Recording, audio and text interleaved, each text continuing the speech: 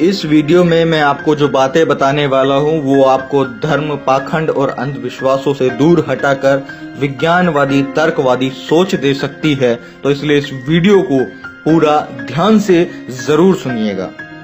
आपने देखा होगा कि कै, खे, गे, गे, डे, डे, चे, चे, जे, डे, टे, टे, टे, डे, डे, ते, ते, ते, ते, ये जितने भी अक्षर हैं, ये जितने भी ये लेटर्स हैं, ये जितने भी अक्षर आप स्क्रीन पर देख रहे हैं, ये सब इंसान ने बनाए हैं। और सबसे बड़ी बात यह है कि इन्हीं शब्दों में से ही भगवान को भगवान का नाम दिया गया है, जिसे सब भगवान बोलते हैं। इससे यह साफ जाहिर होता है कि भगवान ने अपना नाम खुद नहीं रखा है। भगवान का जो नाम है वह इंसान ने रखा है। यहाँ तक कि भगवान धरती फाड़कर नहीं निकलते हैं, उनकी मूर्ति को भी इंसान ने ही बनाया है। भगवान नाम भी दिया है, जो भी किया है सब इंसान ने किया है। तो भगवान ने क्या किया है? कौन है भगवान? भगवान को हम कैसे माने कि यह भगवान है?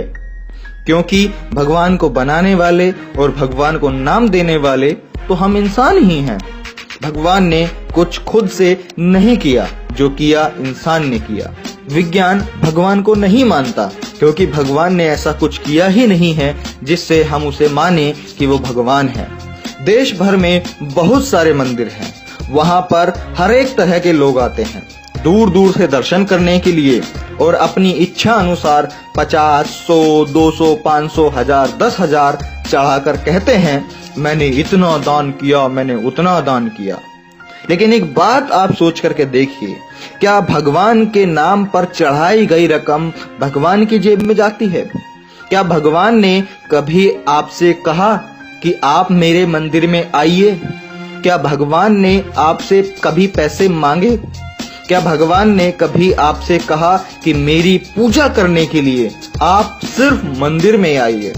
क्या भगवान ने कहा मेरे लिए अगरबत्ती लेकर आना? क्या मेरे लिए फूल लेकर के आना?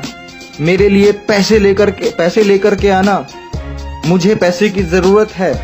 मैं आपसे ही पूछ रहा हूँ, आप जो आप वीडियो देख रहे हैं ना, मैं आपसे ही पूछ रहा हूँ, क्या भगवान ने कभी किसी से ऐसी बातें की हैं? क्या भगवान आज तक किसी से कुछ मांगा है? कहाँ सुना है आपने?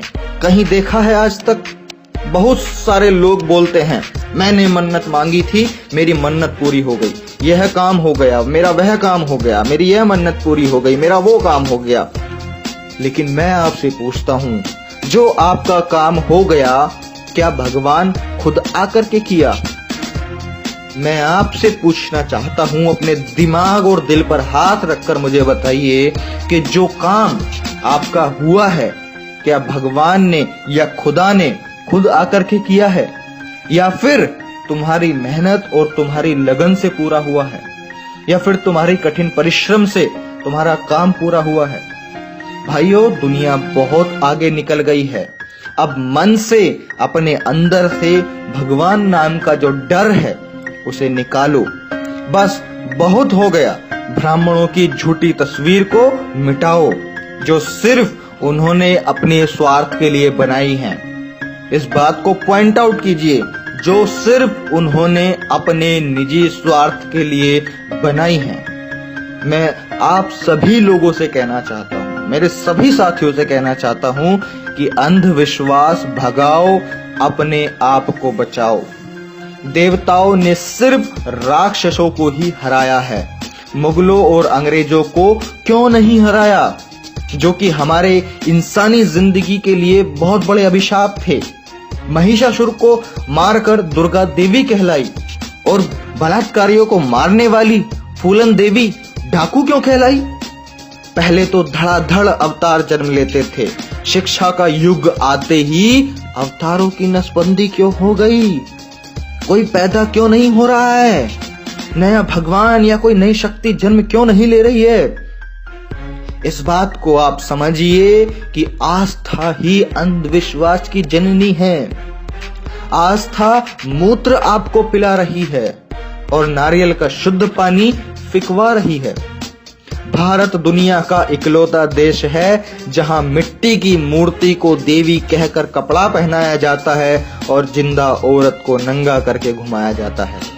अफसोस इन बातों का नहीं कि धर्म का धंधा हो रहा है, बल्कि अफसोस तो इस बात का है कि दोस्तों आज की डेट में पढ़ा लिखा भी अंधा हो रहा है। पिताजी का तो पता नहीं और माताजी की जय जय, वारे अंधभक्तों। 9 दिन मिट्टी की मूर्ति के लिए भूखे नंगे रह लेंगे, लेकिन जिस माँ ने 9 माह पेट में पाला उसके लिए भी कभी 9 दिन भूखे रह कर दिखाओ। मानसिक गुलाम क्या होते हैं इस बात को समझिए। एडिसन ने बल्ब बनाया, ये सारी दुनिया जानती है, भारत भी जानता है, लेकिन ब्रह्मा ने दुनिया बनाई ये केवल भारत ही जानता है, और भारत के भी सिर्फ कुछ चुनिंदा लोग ही जानते हैं और खूब जोरों से इसका प्रचार करते हैं, और हम जैसे मध्यम वर्गीय गरीब मेहनतकश लोग इन बातों में फंस जाते हैं। ई रॉन्ग नंबर है भाया, ई रॉन्ग नंबर है। महसूस किया है उस जलते हुए रावण का दुख जो सामने खड़ी भीड़ से बार बार पूछ रहा है, आप में से राम कौन है, आप में से राम कौन है। पूरी दुनिया में भारत एक ही देश है जहां लहसुन प्याज खाने से पाप लगता है।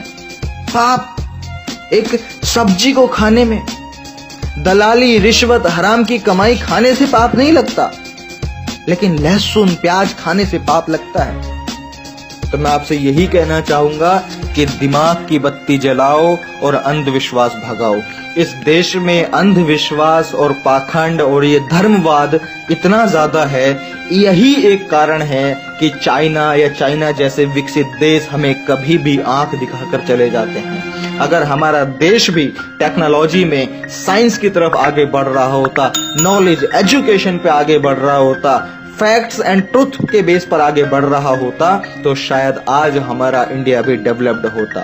लेकिन नहीं, हमारे देश के कुछ चुनिंदा लोग जो ब्राह्मण और जो पंडित जिन्हें बुलाया जाता है, या और धर्म के जो सर्वोच्च जो लोग होते हैं, वो बेवकूफ लोगों को बनाए जा रहे हैं, जो आम जनता है, जो मेहनतकश लोग हैं।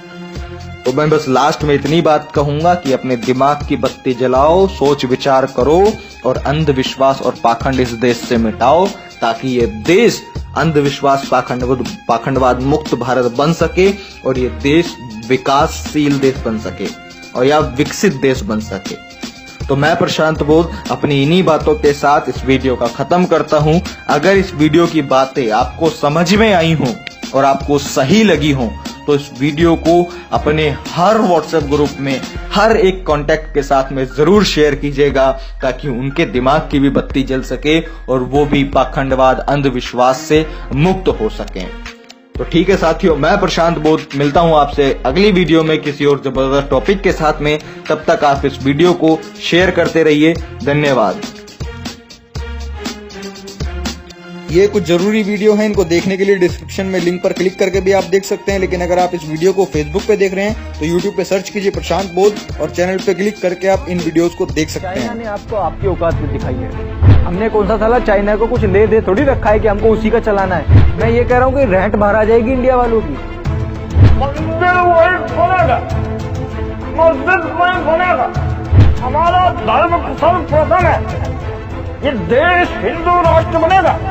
100-200 चुटिया वाले ब्राह्मण होंगे जो हराम की बैठ के खाएंगे। ये मंदिर मस्जिद और भगवान ये सिर्फ एक धंधा है, एक व्यापार है।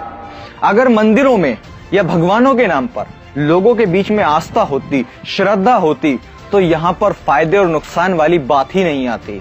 लेकिन जो ये खबरें, जो न्यूज आप देख रहे हैं कि इस मंदिर को हुआ 400 करोड़ का नुकसान, इस मंदिर को हुआ इतने करोड़ों का नुकसान, तो इस बात से आपको समझना ही पड़ेगा। मानने ना मानने की बात नहीं कर रहा हूं मैं, आपको मानना पड़ेगा, समझना पड़ेगा कि मंदिर और ये भगवान ये सिर्फ एक व्यापार है जो कुछ चंद लोगों ने इसको चलाया हुआ है अपने निजी फायदे के लिए। या फिर इस तरह के किसी भी बच्चे को धर्म या फिर किसी ब्राह्मण या पुजारी के पास में लेके जाएं या भगवान के पास में लेके जाएं, तो वो भगवान क्या इस बच्चे को ठीक बना सकता